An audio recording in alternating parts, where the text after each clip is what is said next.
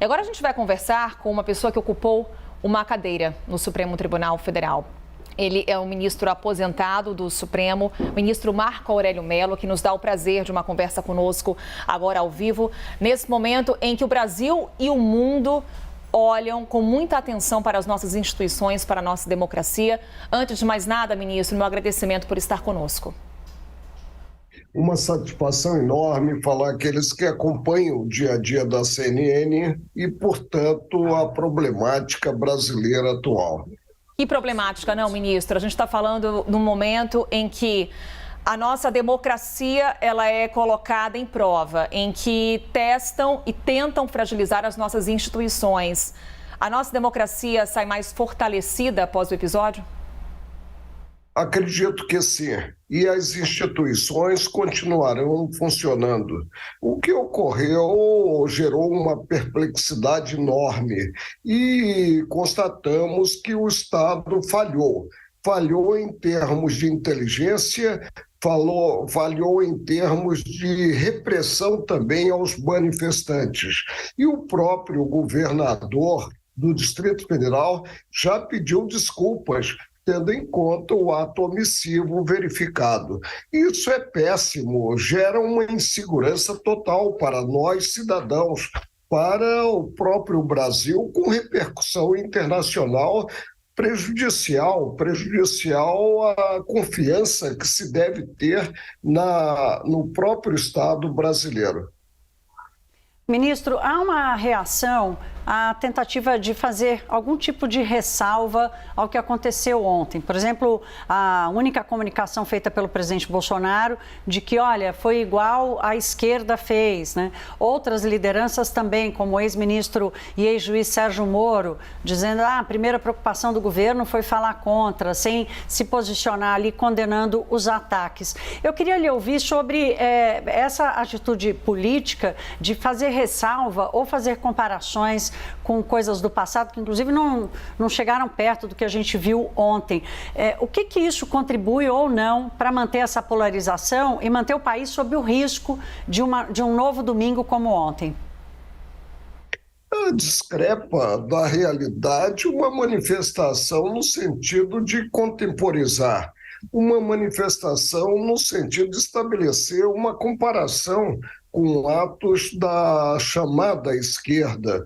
Não há comparação. O que nós vimos em termos de depredação de prédios públicos é algo inusitado considerado o que vinha ocorrendo no próprio Brasil.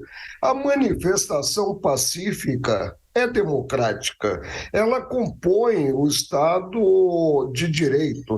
Agora, quando se passa para atos de força, evidentemente tem que haver uma reação do Estado, e essa reação não se verificou. E o Distrito Federal conta com uma polícia, a polícia militar, a polícia civil, uma polícia das melhores do país. O próprio governador já pediu desculpa, tendo em conta o ato omissivo verificado. E esse ato omissivo foi péssimo, mas que sirva de exemplo para que não se repitam esses fatos. A desocupação, por exemplo, do perímetro alusivo ao quartel-general. Essa desocupação já deveria ter ocorrido.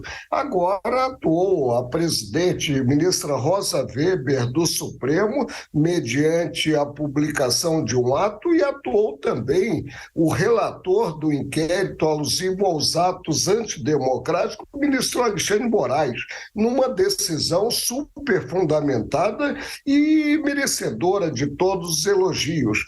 Penso que não cabia outra iniciativa, senão o afastamento provisório, como está na decisão, por 90 dias, do chefe do Poder Executivo local, ou seja, do governador Ibanez Rocha, que, vou repetir, pediu desculpas por não ter tomado a iniciativa que incumbia e não ter acionado de forma veemente as forças repressivas, que são forças representadas pela Polícia Militar.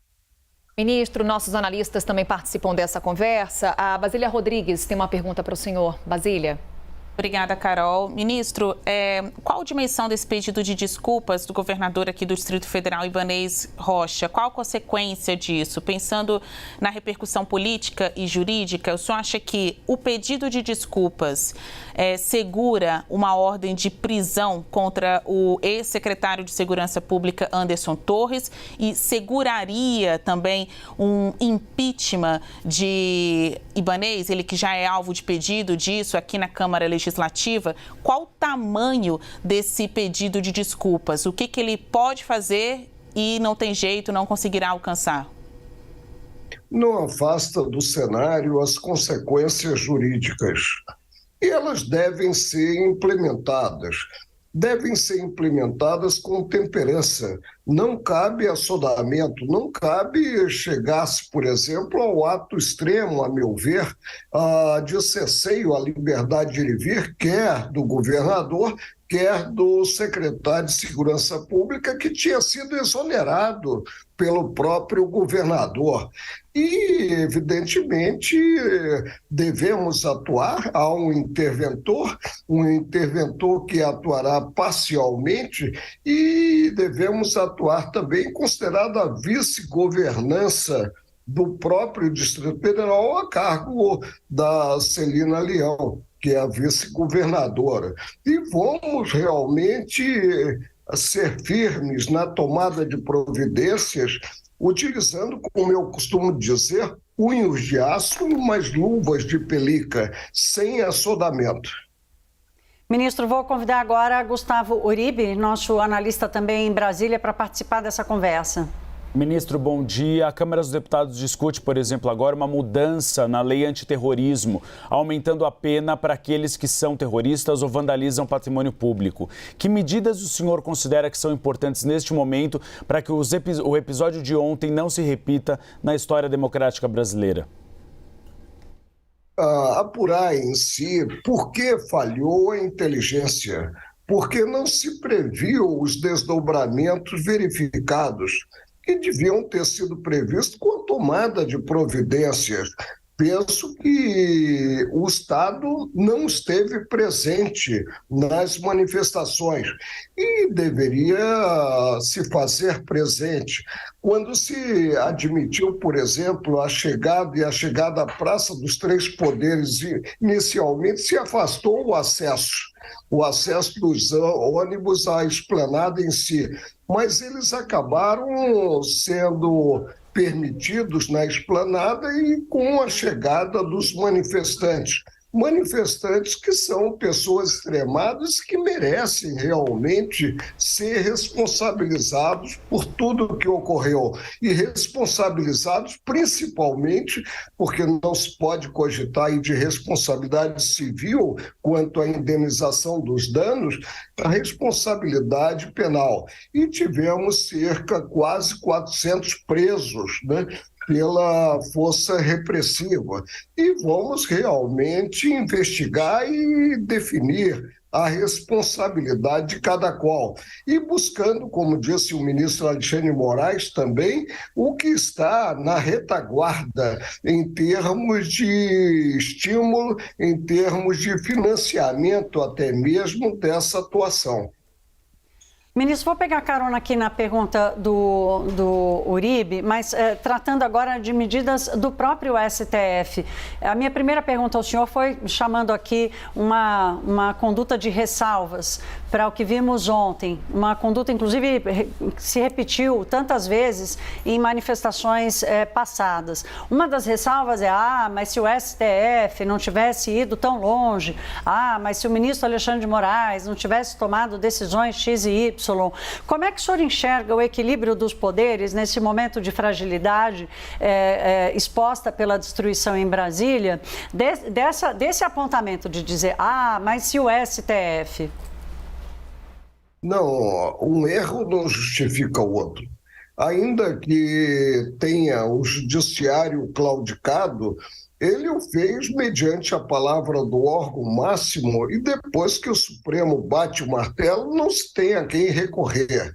Mas esse fato não autoriza, não respalda em si procedimentos agressivos como os verificados. Não respalda o vandalismo ocorrido e que merece a excomunhão maior.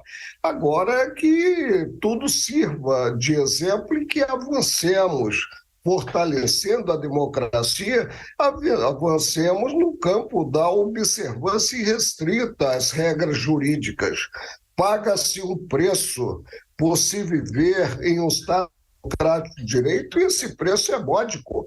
É o respeito ao que está estabelecido. Isso é que nos passa a segurança indispensável à vida em sociedade. Ministro Marco Aurélio Mello, ele que ocupou uma cadeira no Supremo Tribunal Federal, compartilhando um pouco do seu conhecimento, do seu olhar, inclusive enquanto ministro da Corte. Mais uma vez, ministro, obrigada por estar conosco aqui na nossa programação.